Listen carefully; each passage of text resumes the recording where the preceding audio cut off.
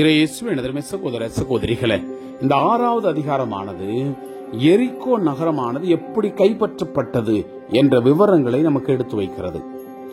Israel மக்களுக்கு அஞ்சி அந்த எரிகோ நாட்டு மக்களும் அரசரும் எரிகோ மதில்களை இறுக்க பூட்டிக்கிட்டாங்க.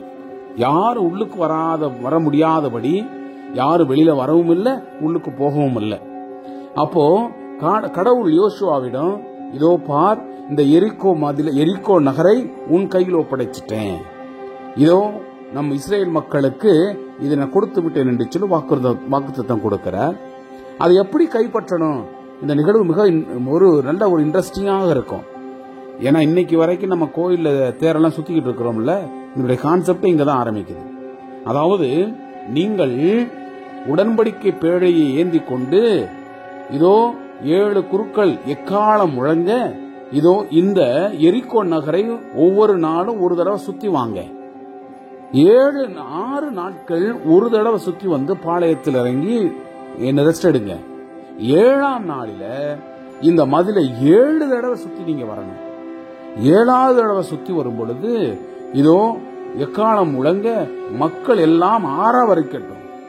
அவர்கள் எல்லாம் ஆரவரிக்கும் பொழுது, அந்த ஆராவரத்தினுடைய அந்த நிகழ்வு நடந்துகிட்டு இருக்கும் பொழுது அந்த மதில்கள் எல்லாம் உடைஞ்சு கீழே விழும். நீங்க உள்ளுக்கு போய் இந்த நாட்டை தும்சம் பண்ணி உமக்கு சொந்தமாக்கி கொள்ளுங்க என்பதை கடவுள் சொல்லுகிறார். கடவுள் சொன்னதை யோசுவா மக்களிடம் சொல்லுகிறார். மக்களும் அப்படியே செய்கிறார்கள். மதில் உடைந்து விழுகிறது. உள்ளுக்கு போறாங்க. எல்லாத்தையும் தும்சம் பண்ணிட்டு எல்லாத்தையும் அவர்கள் உடைமையாக்கி கொள்ளுகிறாங்க. பொண்ணு வெள்ளியும் கடவுளுக்கு உரியது என்று அவர்கள் எடுத்து வந்துடுறாங்க. மிக முக்கியமானது, இங்க அந்த ஒரே ஒரு பெண்மணியை மட்டும் அங்க என்ன, இவர்கள் 2 படை வீரர்கள் இந்த நாட்டுக்கு உளவு பார்த்த பொழுது அவர்களை காப்பாற்றி அவர்களை அடைத்து வைத்திருந்த அந்த ராகாப்பு அவர்களுடைய குடும்பங்களை மட்டும் விட்டுடுங்க, அவர்கள் காப்பாற்றப்படட்டும் என்பதையும் வாக்குத்தத்தம் கொடுக்கிறார். அவ்வாறு அவர்கள் காப்பாற்றப்பட்டு இன்று வரை இஸ்ரேல் மக்கள் மத்தியிலே வாழ்கிறார்கள் என்பதை நாம் இந்த அதிகாரத்தில் பார்க்கிறோம். ஆம் அன்புக்குரியவர்களே, ஆண்டவர் வல்லமை உள்ளவர் என்பதை எடுத்து காண்கும் வகையில இன்றும் நாம் தேரெடுப்பதா இருக்கட்டும், பேழை ஆண்டவருடைய உண்மையான அந்த உயிருள்ள ஆண்டவருடைய நற்கருணை பேழை எடுப்பதாக இருக்கட்டும், நாம் சுத்தி வரும் பொழுது அவ்வளவு வல்லமை பிறக்கிறது என்பதை உள்வாங்கியவர்களாக இந்த அதிகாரத்திற்கு நாம் செவிமடுப்போம். இஸ்ரேல் மக்களுக்கு அஞ்சி எரிகோ நகர் இறுக்கமாக அடைக்கப்பட்டது. ஒருவரும் வெளியே வரவும் இல்லை, உள்ளே போகவும் இல்லை.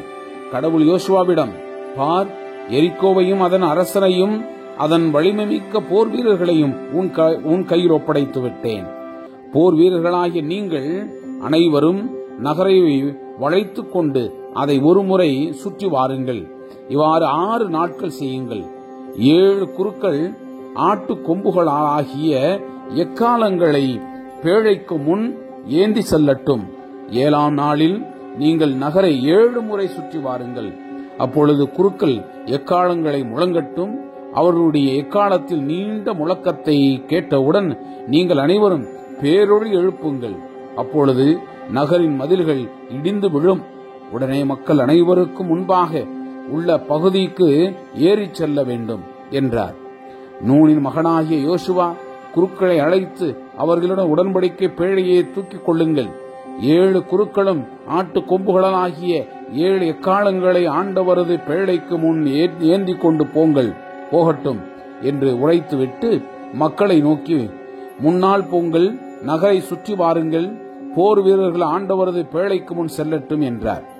இவ்வாறு யோசுவா மக்களுக்கு கூறியவுடன் ஆட்டு கொம்புகளால் ஆகிய 7 எக்காலங்களை ஏந்திய 7 குருக்கள் ஆண்டவரின் முன் எக்காலம் முழங்கிக் கொண்டே நடந்து சென்றார்கள். உடன்படிக்கை பேழை அவர்களுக்கு பின் சென்றது. முன்னணி வீரர் எக்காலங்களை ஊதிய குருக்களுக்கு முன் நடந்து சென்றனர்.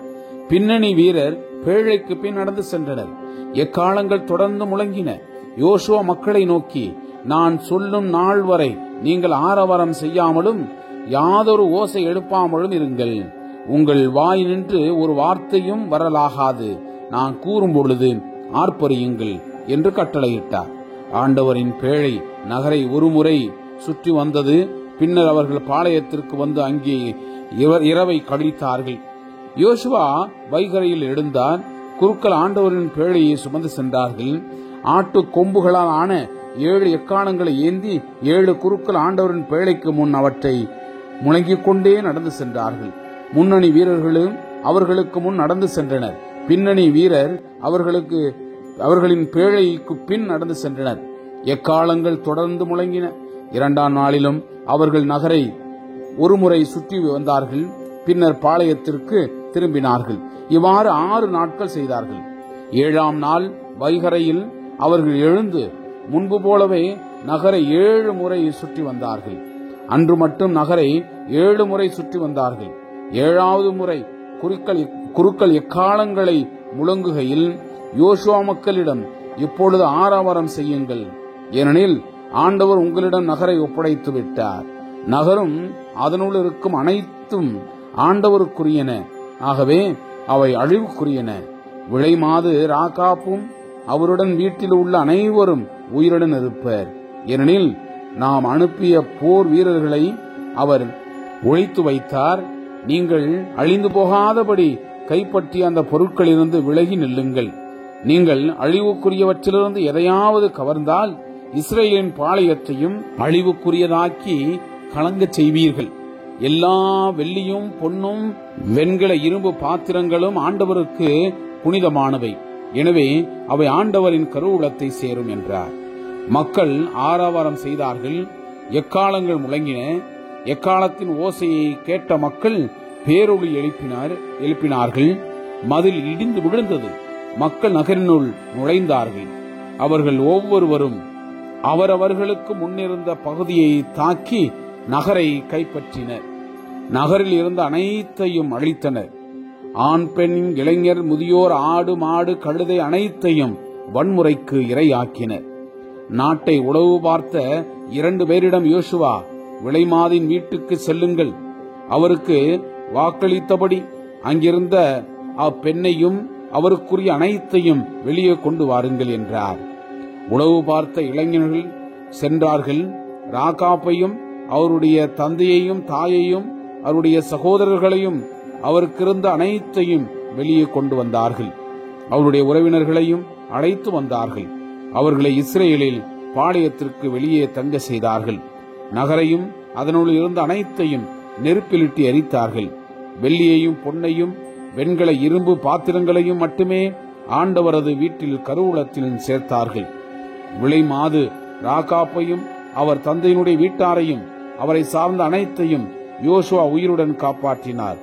அவர் இஸ்ரேல் நடுவில் இன்று வரை வாழ்கின்றார். ஏனெனில் எரிகோவை உளவு பார்க்க அனுப்பப்பட்ட தூதர்களை அவர் ஒழித்து வைத்தார். அச்சமயம் யோசுவா எழுந்து, எரிகோ என்னும் இந்நகரை மீண்டும் கட்டும் மனிதன் சபிக்கப்பட்டவனாயிருப்பான். அவன் கடைக்கால் இடுகையில் தன் தலைமகனையும் அதன் வாயில் கால்களை இடுகையில் தன் கடைசி மகனையும் இழப்பான் என்றார். ஆண்டவர் யோசுவாவுடன் இருந்தார். அவரது புகழ் நாடு முழுவதும் பரவிற்று. Praise the Lord. இயேசுவுக்கே புகழ். மரியே வாழ்க.